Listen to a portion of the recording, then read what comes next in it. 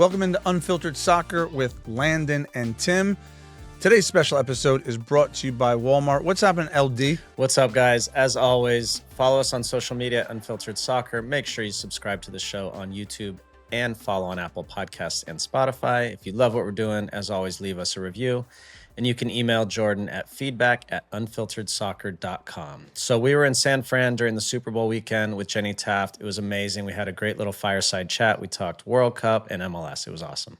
Yeah, obviously our own World Cup experiences from the past, sort of who we think is going to be breakout stars on this summer's tournament in terms of MLS talent. So really exciting stuff. Thanks, Jenny, for being our host. She's awesome. We love her, and we hope you guys enjoy the chat. Thank you, whoever did the Jenny chant. That was really sweet. Oh, thank you. Appreciate it. Good to see you guys. This is great. This is fun. Good fun. It's a good showing. I'm just excited to be with you guys. We were chatting before, and I feel like how lucky that I've been able to cover you guys throughout your careers now as broadcasters and friends. So thanks for letting me hang. Thanks, JT. Yeah, thanks for making us look good. That's the most important thing. Good. You got to have a host once in a while. Yes. Well, and what's wild, and I know everyone in the audience agrees, we are just over 100 days out from the World Cup here. So I think to start this off, it really is just your reaction to that, because it really is here before we know it. It's funny when these things happen. So in 2010, I was in the room when they announced Russia and Qatar. Mm-hmm. And it was like that 2018 and 22 felt like a lifetime away. And then the same thing that happened when the US got announced, and you're thinking that's not even like on my map in any way. You're not thinking about it at all. And now we're 100 and a few days away, and it's pretty wild. The excitement, I know you feel this too, like it's just building and building and building every day, and it's going to be an amazing summer. It's incredible, and I think I get to, I mean, we're working a little bit, but I would consider myself more of a fan, which is amazing for the first time probably in my life that I get to do that. But I'm also, my mind goes to the players.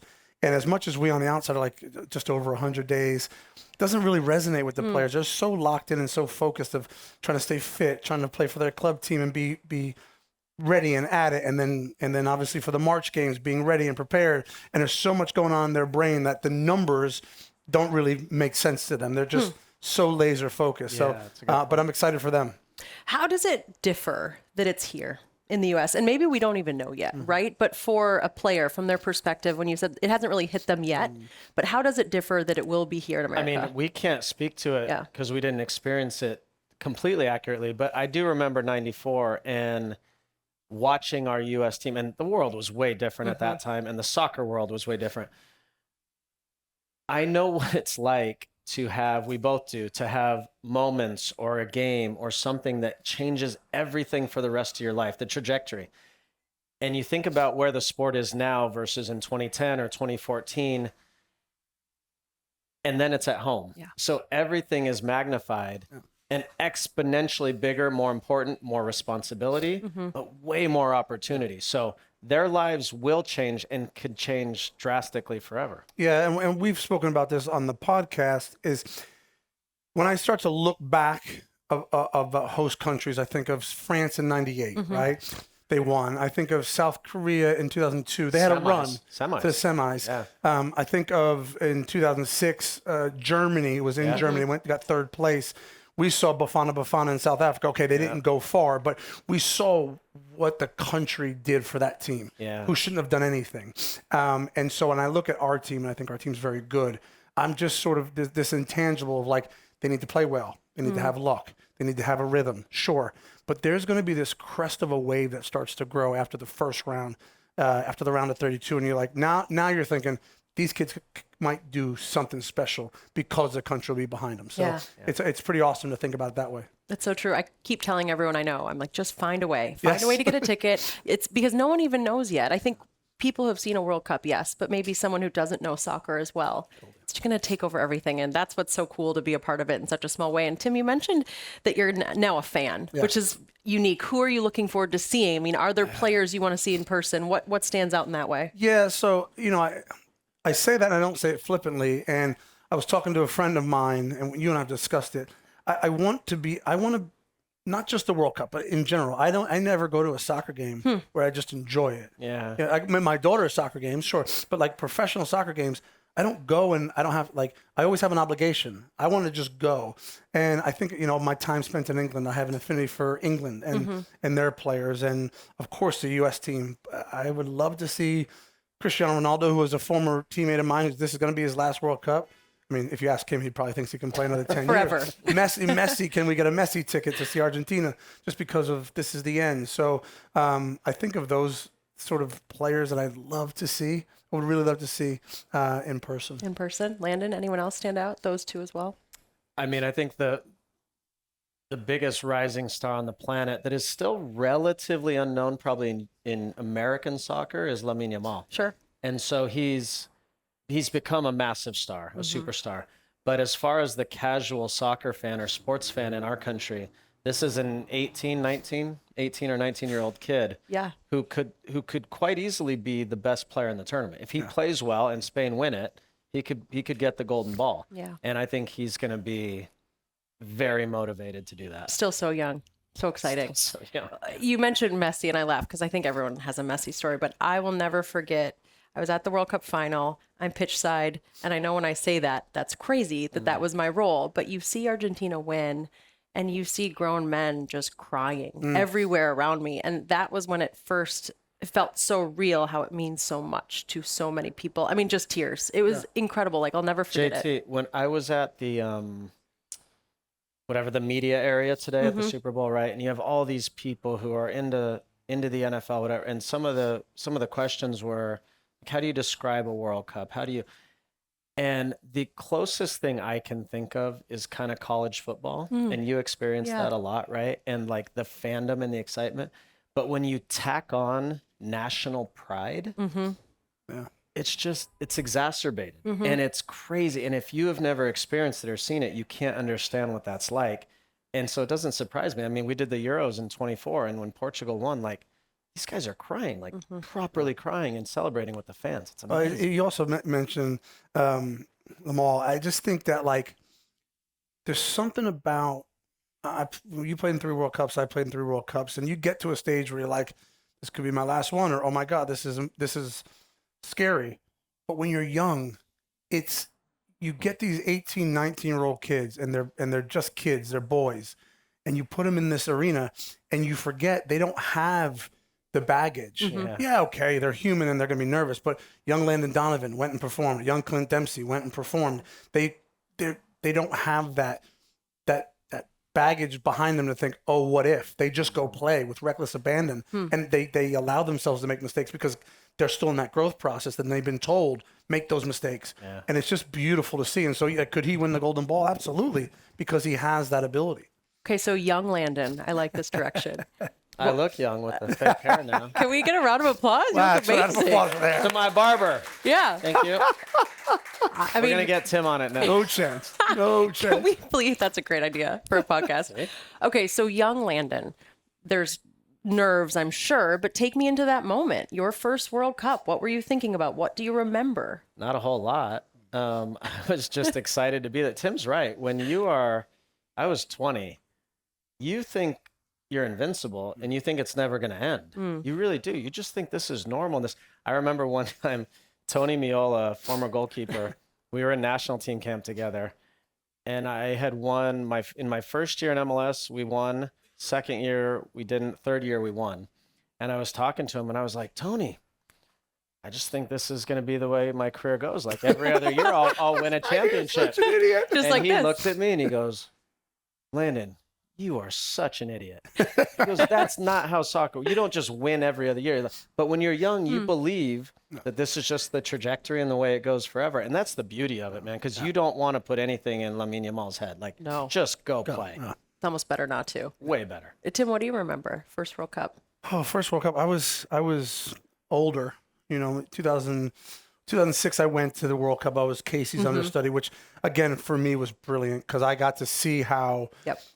Landon, who had been there before, who's a friend, and then the older guys, how they operated in big moments. We had a bad World Cup as well, so I got to see what that was like, and sort of how these guys dealt with the adversity, dealt with the preparation. So coming into sort of 2010, I felt ready. I felt ready to play, and we got drawn in a tough group with England, and obviously that was a place I was playing, and I had been playing for a while. So I was excited about it. I was excited to sort of pit ourselves against England, who we thought were a top team, and they were. And I was excited. I was ready, but I was still at the point where I knew enough to be nervous, not like the young kids. But that always felt like I was ready for it and excited. And South Africa was special, you know, and you had to have probably been there to understand why it was so special. But it was awesome to be a part of that group. Do you guys remember a moment from your playing days, and maybe it was after a World Cup, where your popularity just shifted and you were recognized in such a way? Like what do you remember from that? It's a good question. So when I got home from South Korea in 2002, Okay. in the airport when I landed, and this was the first time this had happened. I'll never forget. I was coming down an escalator and someone was like, "Landon, so nice to meet you." And up until that point, unless I was in San Jose with the earthquakes, nobody recognized me, knew who I was, nothing. And it was this moment where I was like, oh my God, this is different. And then similarly, when we came home in 2010, my whole life changed. And when I got home on a Monday or Tuesday, that weekend, Bruce gave me the weekend off, and Mike McGee was injured and Omar Gonzalez was on yellow cards. You guys went to Vegas for the weekend. Yeah, you did. Oh. That's when I realized. Should we say more about that story? No, we're not going to dig into that right now. But that's when Maria? That's when I knew things had changed. Yeah, it was, for me, it was interesting because I was a part of the 2010 team, as you mentioned, and we talk about this a lot on the podcast. That was the rise of social media. So you're like either side of that World Cup, social media is happening. So we're on the other side of the world, quite literally, and we're seeing things in real time because of social media. We felt like a transitional moment where it was not just soccer fans, it was corporate America leaving their job early to go into the bars and the pubs. For me, it's interesting. I'll take you inside the head of an athlete or the mind of an athlete. My transitional moment was the Belgian game in 2014. And but mentally it was different for me. I got back to the States. It was crazy. Again, the memes and all the things that Tim Howard could save and the Secretary of Defense. And it was crazy and people recognized me. But I didn't absorb it that way. I actually absorbed it. It was 2014. I said, I've played for the biggest clubs in the world. I've been doing this for like you're just recognizing now. So That's interesting. I almost turned around and I was like, I felt a bit like hard done by, but in time, I get that. It was special for me because I think as an athlete, when we're done playing, you have nothing left to give. I have an ability to connect with fans, and I always, whether I'm in the airport or shopping with my kids, people always talk about that game, and so I'm very lucky to have sort of like that one shining moment that we can connect on. People want to tell me about where they were and what they were doing, and it's just a special moment. That's so true. I was just thinking, I know where I was. Yeah. I know where I was. Do you guys remember where you were watching? I mean, it's a pivotal moment. Where were you? I was with friends at this point. I'm trying to think. Well, in Minnesota, Yeah. obviously. Yeah. Minnesota, huh? and I remember thinking about your confidence, and it was just so, I don't know, it was just so electric in so many ways, and I feel like I just want to watch replays. Tim now, does at this not point. lack for confidence. That's okay. I don't think you do I either. wouldn't either if I looked like that. To be fair. Okay, so maybe the World Cup bubble. I think that's a really unique angle just because I've now covered a couple World Cups and I've seen the team in that way. And you talk about social media was kind of happening, but describe when you're in it, you're kind of not paying attention to the outside world and how you guys are handling that bubble that is the U.S. bubble at a World Cup. I'd be curious that if you asked that question to the current players, because we could definitely seclude ourselves and isolate ourselves because we didn't have the phone in front of us with everything going on. And so I wonder now, I think about this summer and I think if the first game goes amazing, they're all going to know everything that's going on. You cannot help it. You're just in front of you all the time. If it goes poorly, they're going to hear it and they're going to know.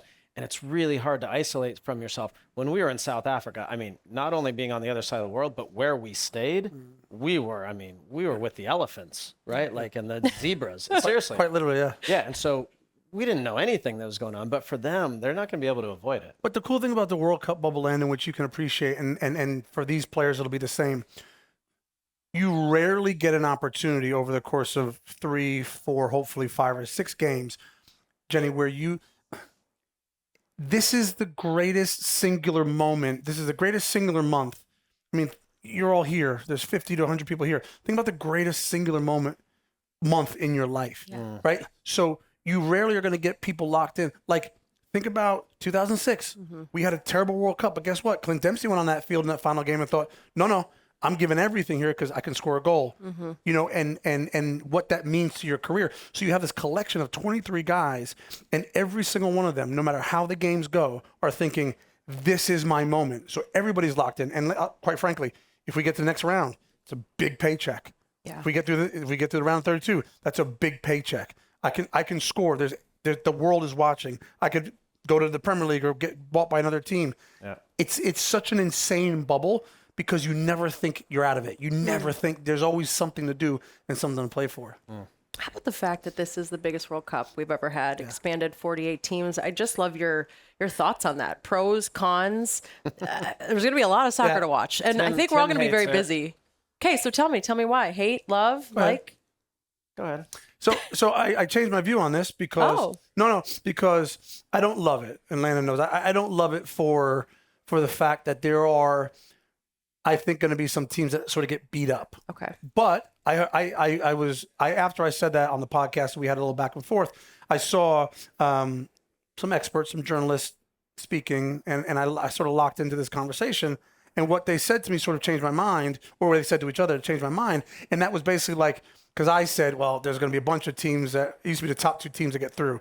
Now there's going to be 3 teams that get through in certain groups.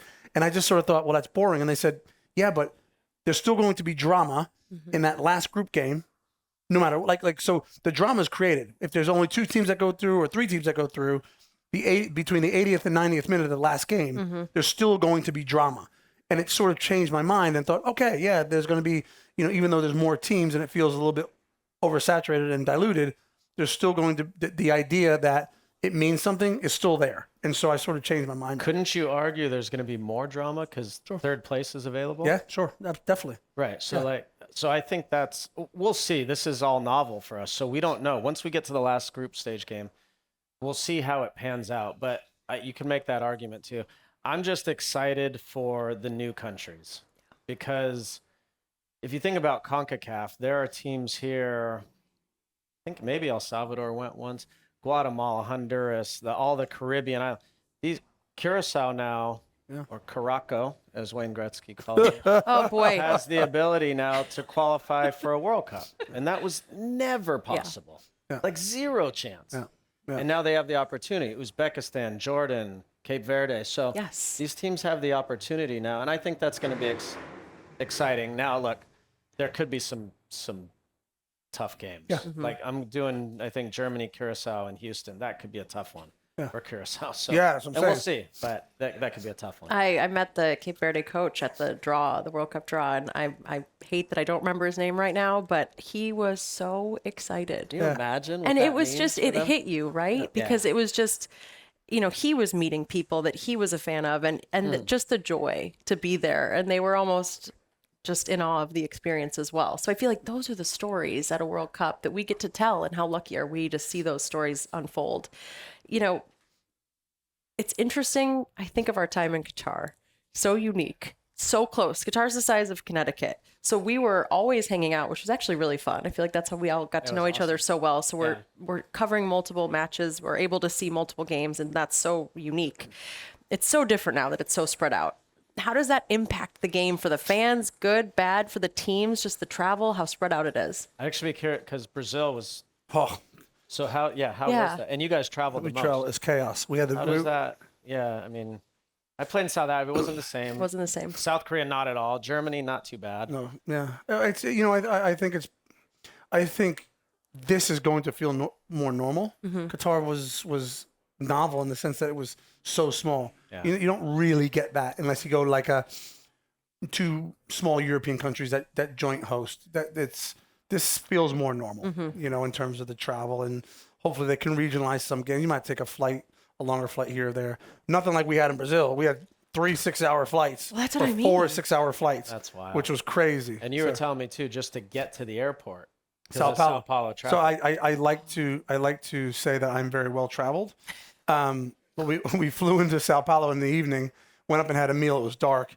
Next morning, upstairs for breakfast, and we were in this beautiful hotel that had like 360 views of Sao Paulo, so you could see forever.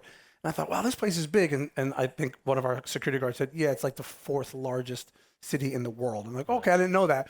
And so on our bus journeys to the airport, even with a escort, it took us like 2 hours to get to the airport because there just was nowhere to go.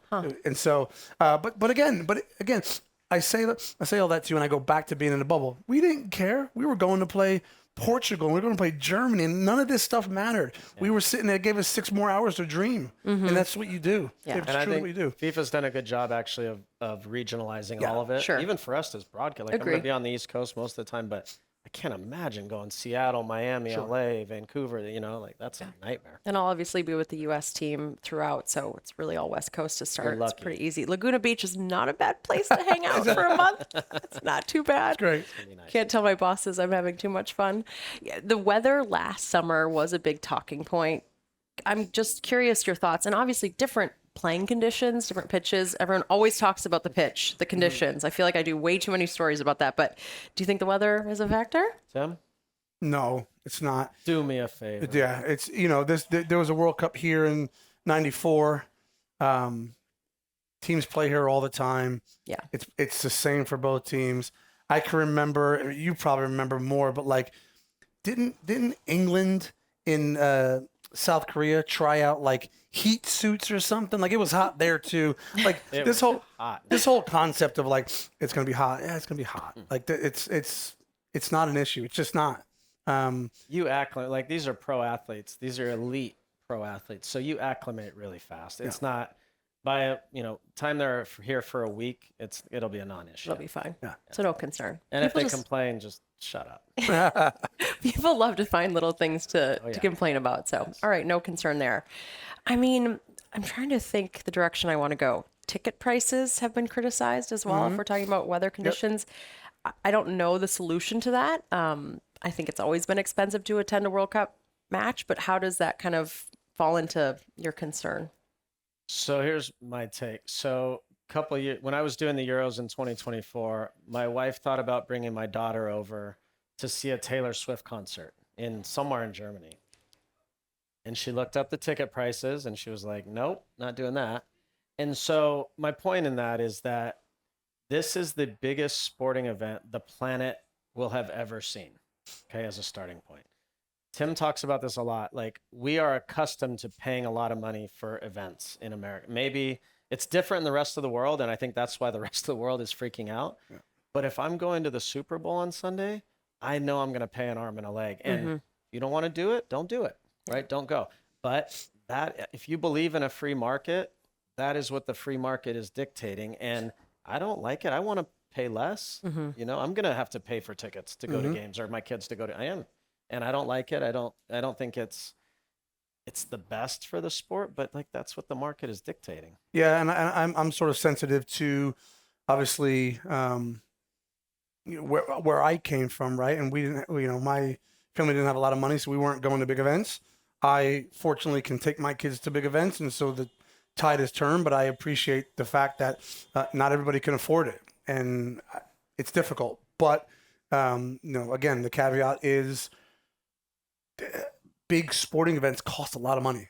They do. They really, really do. And what I would say in America, big sporting events cost a lot of money. Well, I live in New York, so to go see the Knicks, good luck to you. Like buying 2 tickets to see the Knicks is a lot of money. To your point, when I played in England, with respect, there was a lot of complaints about season ticket prices. And I tell Landon this story all the time, and we'd get berated, and the season tickets are going up by 30%. So how much is a season ticket? Like £1,000 for a season ticket. I said, £1,000 for the whole season. They said, yeah. I can't go watch the New York Knicks for $1,000 one game. So I think in the rest of the world, they can't wrap their head around it simply. And that's not discounting Americans. There's Americans who are going to miss out economically. The rest of the world consumes soccer, and they get on a train and they can walk. And that's how the stadium was built and made. So it's a different experience, and I understand the sticker shock.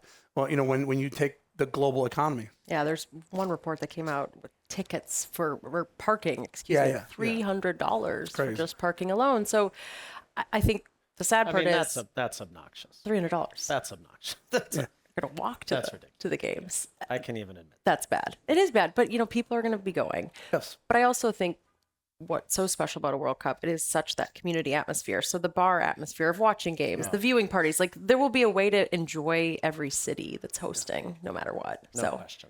It's expensive, but it's part of it. It is part of it. And look, and Landon and I continue to sort of bang this drum. I think the beauty of the World Cup is, yes, there's going to be 80,000 butts in the seats in the stadium.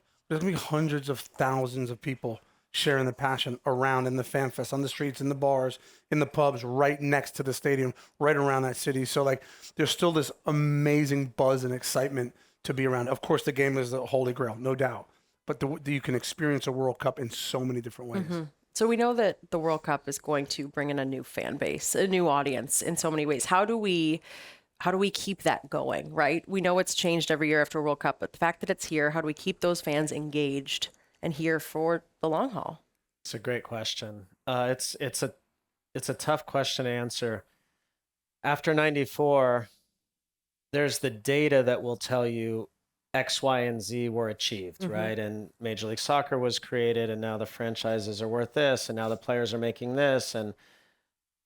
But there's also the anecdotal that we don't really know. So we're going to create millions of new fans. I cannot tell you, JT, how many times people come up to me and say, I started watching soccer because of the Algeria game. That's literally the comment they say. And so that's why I say success for this team, in my opinion, is one of two things. It's a deep run into the tournament, because we know this through viewership. Every step you go, the audience gets exponentially greater. So the first round is probably going to, 10 or 15 or 20 million viewers. And then it goes to like 30, and then it goes to like 70, and then the whole country's watching if you're in the quarters or the semis. So it gets exponentially bigger every step of the way. So that is one way that you quantify it and anecdotally create more fans. And the other is just iconic moments. I mean, that's why we're sitting here, right? Iconic game against Belgium, the iconic moment against Algeria, and that changed our lives forever and created a lot of new fans. That's so true. And I think you have to bear this in mind. And I don't know how many people here sort of consumed the 1994 World Cup. I did as a 15-year-old, and I was lucky enough to play on the youth national team, and they gave us some tickets behind the goal in the Rose Bowl, and it was an amazing experience.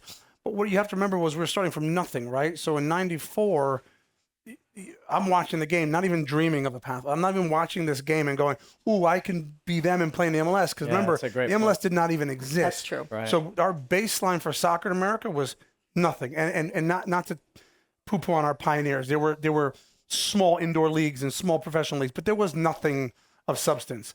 And so now that catapults us into another stratosphere. The great thing about 2026 is football is amazing and healthy and thriving, and the MLS and US soccer is amazing. And so I don't know if the next jump is going to be this quantum leap. It's going to be smaller, but I think there's going to be so many new fans. There's going to be so many new corporations and people putting money into the game. From my end, and this isn't a soapbox, I would like for us, because I think what we did from 94 till now is we figured out the big thing. We figured out the big conglomerate of what a professional league needs to look like. What we haven't figured out yet is youth soccer and academies. And we've tried so many variations of it. I was a part of a program, which none of you will even remember. It's called Project 40. They took the 40 best, it was an MLS thing, and then it was Generation something. And so if we can get the money into the infrastructure of creating a youth system for our clubs, which we've tried to do sort of in vain, then I think we can still sort of elevate the league, but we'll see. It's the youth programs. Is there anything else, Landon, with MLS, with Don Garber, that you want to see? How does MLS really capitalize on the moment? What do they need to be doing to help spread the game? I think Don's aware of this. He said it. They know now that they need to loosen the purse strings. And I always say this to people, and I think Tim can account for this too, attest to this. If the money is close and the competition is close, every player wants to play in America. Like they want to live here. They want to be here. This is, in my opinion, the best country on the planet. They want to be here. So the first part of that is you got to loosen the purse strings so you can get not just Lionel Messi, but like real players in their prime coming and playing, which is getting better and better and better. And then the competition increases therefore. And next thing you know, you've got a top 3 or 5 league in the world. And I think to that point and what I just said before about MLS, this is the first time really that MLS gets to showcase MLS. What do I mean by that? European clubs come to America in the summer, for sure. They use MLS facilities, for sure. But it's short-lived, and it's an exhibition game. And the crowd, depending on who's playing, might be full. That's it. You're going to get the world's biggest superstars here in packed stadiums, in cities where the bus can't get to the streets because there's so many people.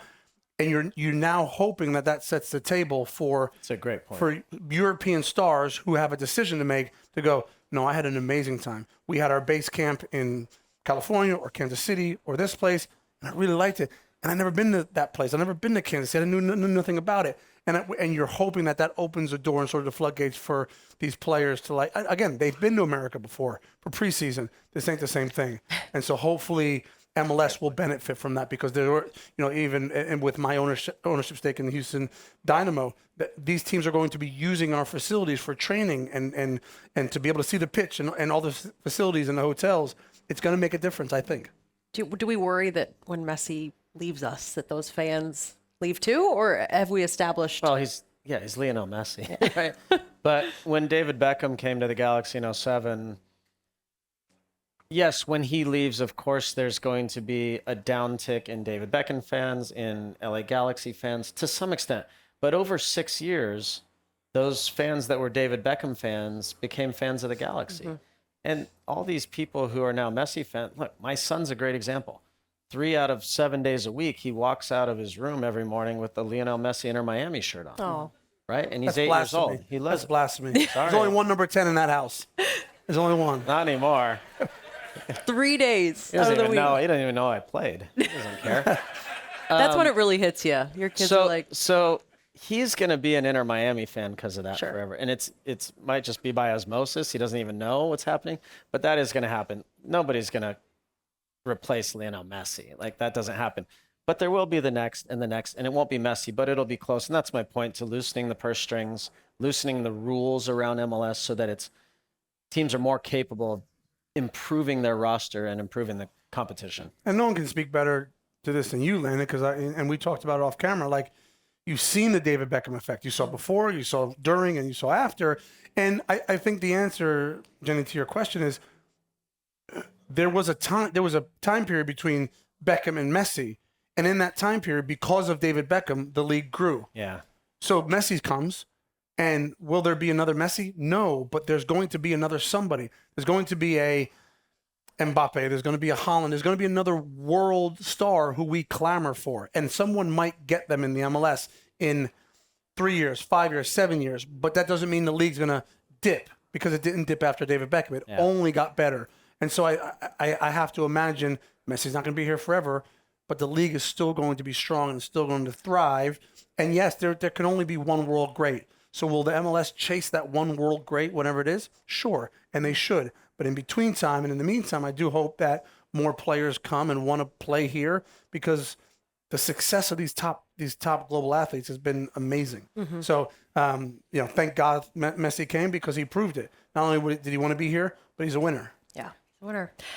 Sticking to the MLS theme too, maybe we could get into some players from the MLS that you feel confident about for this U.S. roster. Some guys that are playing really well. I just would love to kind of break down the state of this U.S. team right now, little over 100 days out from a World Cup. Who stands out to you, Landon?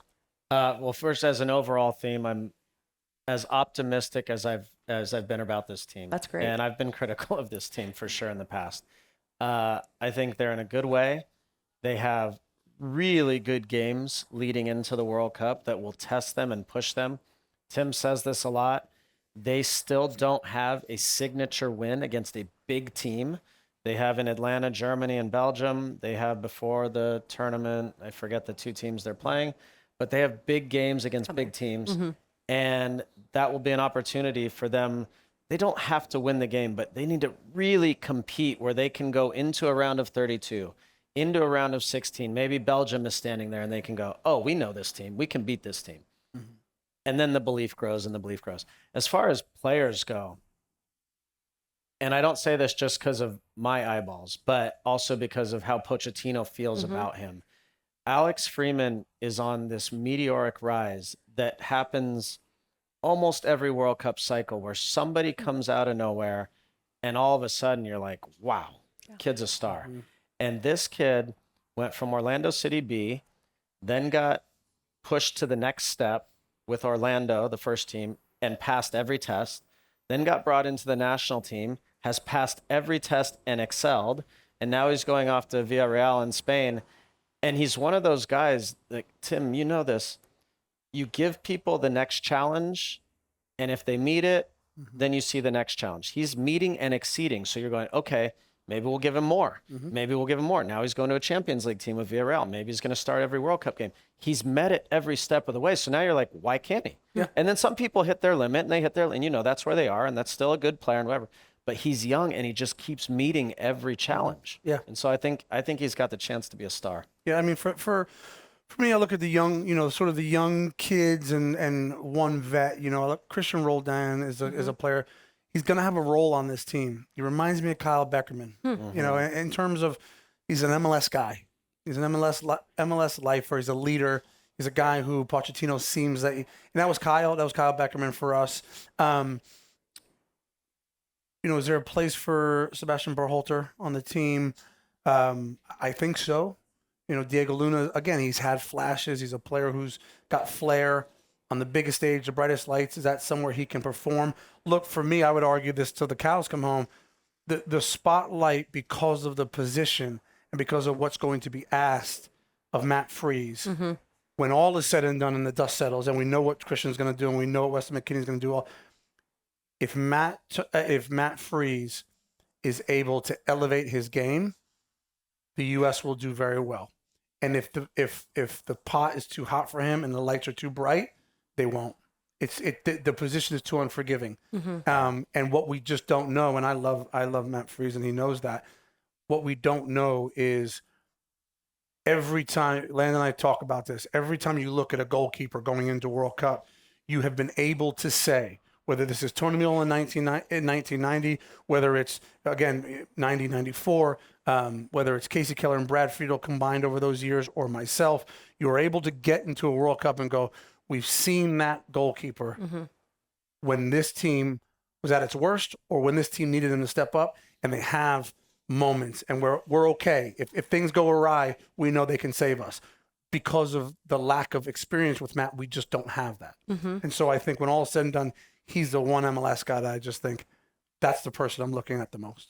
Tell me what you love about Matt Freese, because I think you saying that says a lot. I got to know him a little bit last summer. I obviously know Matt Turner really well from the last couple of years, but why is Freese the right guy? What about his style stands out to you? Yeah, I think probably what I said a little bit about the young superstar 18, 19-year-old, they don't know enough.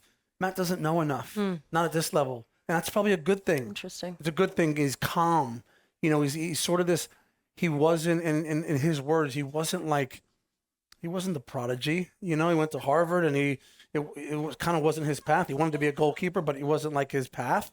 And you know, to be a star. And so I don't think these moments are sort of like wasted on him. I know he knows who he is. And I think that's a good thing. It's a really good, because I've seen a lot of brash goalkeepers, me being one of them. And a lot of them failed. But he's got a really balanced way, and I think he plays that way. Doesn't play electrifying. He's not brash. He makes the saves he's supposed to make. He does the things. He plays with it himself. So I think there's good things to come. That's so interesting you bring up Freeman too, because he was so young last summer, almost deer in headlights at times, and the evolution he has had in just these last couple of months. I mean, it's pretty remarkable. It's incredible, but you don't know until you know, and Matt Freese is a good example. We just don't know till we know. With Alex Freeman now, we're like, kind of know now. Now we know. Like, we know he can do it. And with what I always say about Tim is, so there's the goalkeepers in my experience work this way. Unless you're elite, and I'll talk about guys like Tim in a minute, but you either have really solid, safe, secure goalkeepers who can do everything you need them to do that's not extraordinary, they do, and they do well. And then you get guys who they're a little dicey with that stuff, but they can pull off a save that wins you the game. And then when you get to the elite level, you have both, right? And so what Matt feels like he has, I'm not in the locker room. You'll have a better sense of this than I would. It feels like when the guys go out, they look back and go, I feel good with him there. And that, I cannot tell you how many times walking out with him, I would look back and be like, let's go. Yeah. Like if we mess up, we have a terrible day, he's got us. Right. And that feeling as a player, and I wasn't even a defender, is everything, everything. And he feels like he has that demeanor. I'm not in the locker room, but I do feel like he has that about him. And presence for a goalkeeper is so important. So important. Yeah. So interesting. Any other players that stand out to you that? Max Arston. Oh yeah, Okay. Max. Yeah. Because so Anthony Robinson now is back Yep. and playing well. And it feels like Pochettino wants to play in a back three. So you assume that Anthony Robinson is the guy, but Max Arston's another guy who every step of the way has just performed. And so does he get in the team somehow? Maybe Anthony Robinson, Jedi, plays as a left center back, maybe if they need him to. Or if he's not healthy, Max Arston's a guy I think who could have a really big impact. Unfortunately, Jedi's had so many injuries that you have to be prepared for Correct. the idea of depth. Right. And I love that you bring up Max too, because you think back on last summer and just the roster choices, and there were so many questions about Mauricio Pochettino and the decisions he made. But now you see the Freemans, the Arstons just evolve, and it kind of makes more sense. So Mauricio Pochettino, have you liked what he's been doing? You said you feel like the team is in a good place. From the outside looking in, are you liking it? I can't tell you if this was intentional or not. I'm starting to think the more I spend time around him, I'm like, this guy's really smart. Early on, there was a stretch through last summer and last spring where this team was in a bad place, really bad place. And from the outside, I'm watching it and I'm thinking, we're on the verge of like really bad here. And it felt like Pochettino needed to get a grasp of this. And from spending time around him now, he was almost like when there's a big scrum and there's like people are pushing in a game and fighting, whatever, and the referee kind of just sits back and they just watch. They're just kind of observing like, oh, if he does something, I'll give him a red card. But they're not flying in there and being like, no, get out of there. They're just kind of like, okay, you guys figure it out. I'm just going to watch and observe here. And it feels like for like 6 or 8 months, he was just sitting back going, okay, I'm watching that. I'm watching that. I'm watching that. And then he was like, okay, time to act. And through last summer, he made a bunch of decisions that were unpopular, that put some players on edge. And he put his faith and he backed up what he was saying publicly behind some other guys. And then everything switched. And now I saw it in Austin when the U.S. was playing Ecuador. The night before the game, I was sitting with Pochettino and he said, it looks like Christian's not going to play tomorrow. I was like, really? He's been training all week. And he said, yeah, he hurt his ankle or something. I was like, oh, that sucks. And in like the 78th minute, I'm sitting in the like the Volkswagen box, chumming it up without. I look down and I'm like, is that Christian warming up? And they're like, yeah, that's Christian. Next thing I know, he's in the game. And that was the moment I was like, okay, now the mentality has shifted. Those guys are like, I need to be healthy and get on the field. I'm not deciding when I play or how I play. Like, I better get on the team or else it's not going to happen. And it's all shifted now. And now every time they come in, it is a battle for starting spots and they're fully committed. Yeah, and I think you all out there that are fans and us who are fans, we're very lucky. Pochettino is a top world-class manager. And what I could say to you all is I've had interactions with him both previously and as a U.S. coach, you have as well. He gets it. He gets it. Now, the difference is you can get it and really know what's going on and go, yeah, but whatever, I'll collect my paycheck and be done. Or you can get it, dissect it, and as Landon said, really figure it out. And he started to really figure it out. And I think last summer, as you know, Jenny, that was a pivotal turning point because he lent into the players that he had. The mentality shifted within that group. There were leaders who had to emerge, and now they're in a really, what I think, balanced place across the squad. I think so much what I've learned from Mauricio Pochettino it's all about trust. Even from a reporter standpoint. Remember last summer there were reports about he was taking interviews or wanted to leave and wanted other jobs. And I reported on a story just saying that it was false and that he wasn't interested and there was nothing more to say. But he watched my report. He told me, I watched exactly how you presented it and you did it exactly how I wanted you to. It was on the record and I was very not strategic, but I was accurate, right? I mean, so many times reporters maybe say something a little bit the wrong way. And he was like, thank you for doing that. I now trust you. That's great. And it was just like a moment of trust. And I've seen that with the players too, where they have had to earn it a little bit. Remember Diego Luna and, you know, the crazy moments where he had a bloody nose and he was like, keep me in the match. And so he likes to see that from the players. Yeah. And it's a trust. So for me, watching this from the last couple of months to now, I do feel like the team is in a good place. Definitely a great spot. Other players that we should be excited about? Anyone else stand out from MLS overseas? I mean, just watching Weston McKennie right now, and I've also been critical of him. For whatever reason, like the switch has flipped with him, and he's always been a great player, a talented player, but he's a consistent performer. Yeah. And what coaches want more than anything, they will take 7 out of 10 every day of the week over 9 out of 10, 4 out of 10, 9 out of 10, 4 out of 10. And right now, he's not a 7 right now. He's a 9.5 out of 10 every single week. And if that carries into the World Cup, we talk about it all the time. Not many players, if any, as talented as him. And if he performs at this level, his life will change forever this summer. When he's on, he's on. He's great. He's great. I mean, and he's super talented. You know, we always think of Christian Pulisic as the sort of the golden child, and he is. He's proved that he's earned that. But Weston has that ability, and the more it comes out and the more consistently it comes out, you're reminded of, oh, yeah, he has that in his locker. So if that continues through the spring and into the summer, it puts the U.S. in a really good spot. Look, I know people compare you often to Pulisic, and I just thought of this right now, right? Does he even know what's about to happen for him this World Cup at home? Is he prepared to be the face of this team? I mean, any advice that you would want to give him? And I know you guys have a relationship, but I just was curious your perspective, Landon. Well, again, I didn't play in a World Cup at home. Yeah. But, and Tim can speak to this too, the power of these 4 to 6 weeks cannot be overstated. I mean, they are so powerful for your life. And I know he has an amazing life. He's in Milan doing well. He's, you know, got everything he needs in life, but this can change your life dramatically. And it's exacerbated by the fact that it's on our shores. It really is. And so my only advice is for all of them, understand that and take advantage of it, because it will never happen again for them, not in our country. And it won't happen for anybody for another 20 or 30 years. Yeah. So just take advantage. And it's really interesting, I think, with Christian Pulisic is he's measured by a different sort of standard, right? And so when you ask about like what this is for him, he can, and I don't know this, right? Only he knows this.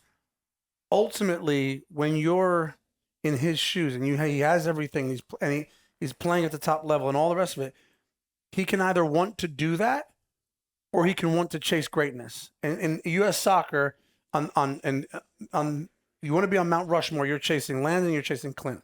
So he has to decide, which he may have already done. Mm-hmm.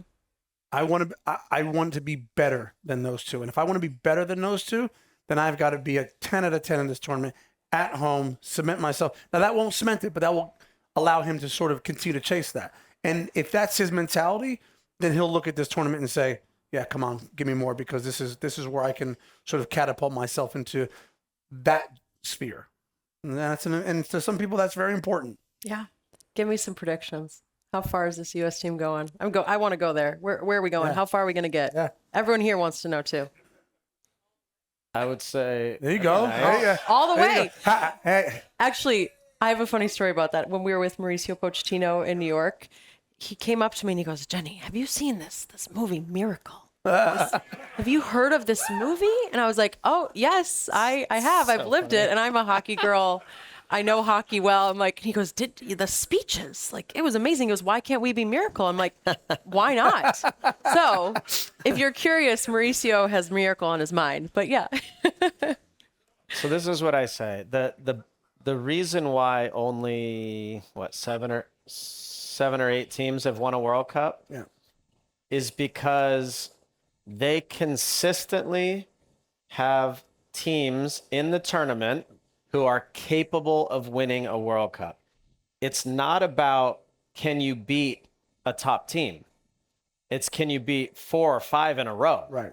And that's the challenge of a World Cup. We talked earlier about this team does not have a signature win yet against a top team. So if they can, let's say in March in the friendlies, do that and believe that, beat Portugal, beat Belgium back to back. Now you have the belief that you can do that, and that changes everything. I'm not saying that they can't do that if they don't beat those teams, but they need to prove to themselves that they can do that. Yep. And then the boost Tim talks about being in a home World Cup becomes very real. You get to the round of 32 and you play whoever and you win. So round of 16, you play Belgium and you're like, we can beat them, and you win. Now all of a sudden, everything's behind you. The whole swell is behind you. And maybe you play Portugal at that point. You're like, let's go. We can do it. And they are capable of that. From a talent perspective, absolutely. We just don't know because they haven't done it yet. Right. Yeah. And for me, look, I think they'll win the group. If they do that and come as group winners, the round of 32, I think they get through.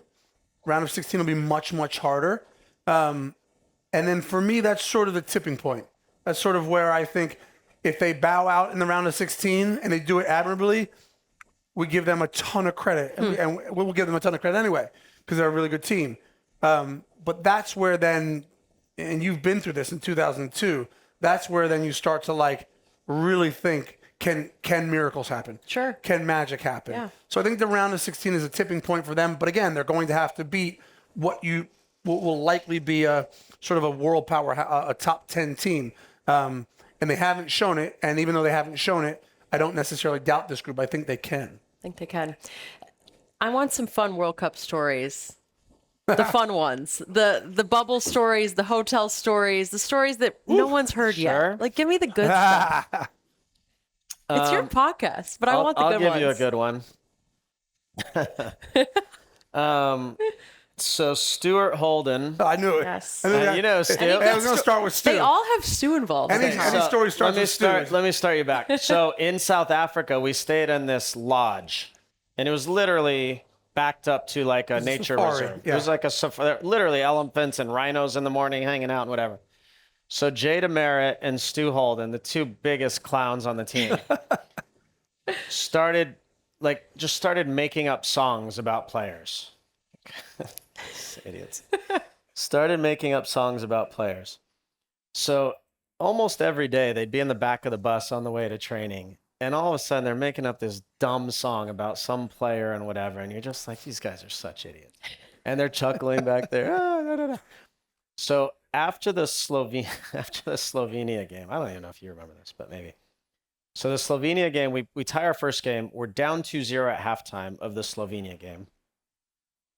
And we come back and tie the game 2-2, which kept us alive in the tournament. If we lost that game, it's over. Yeah. And after the game, I was in a weird place, but I was pissed. And I remember I took my shoe off and I like chucked it across the room. And do you remember this?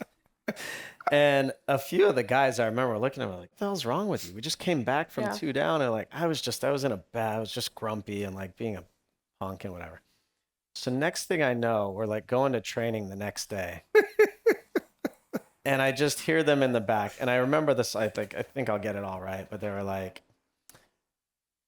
he lost his temper, he threw his shoe. I'm like, but that's okay, because we drew 2-2. And I'm like, where the hell did they get this stupid? And they sang it nonstop till our next game. And I was like, all right. Dude. It's pretty good. Yeah, it's good. They were such. That was the best thing about South Africa was for some reason we trained at night, like every right. or we trained at like 2 o'clock or 6 o'clock, so we never slept. We literally like guys would just go to sleep at like 3 a.m. 3 a.m. because odd. Bob Bradley was like, well, breakfast is optional. Yeah. So guys would just like go to bed at 3, 4 a.m., sleep until 11, go for lunch, and then go train. And it was just like, for a month, we just never slept. It was wild. And then because of that, other stories happened. But all I remember was Clint Dempsey with his bucket hat sitting by the lake fishing. That's all he did.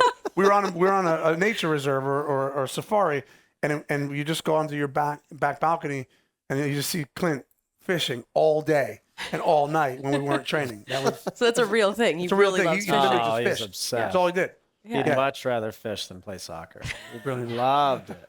I don't know if does he know that? He probably does. He does. We're glad he played loves it. soccer. Yeah, He and loves it. all of our Stu, what a great colleague, funny guy. I need to Stu's talk the about best. this song with Stu's- him. Oh, you got to ask him.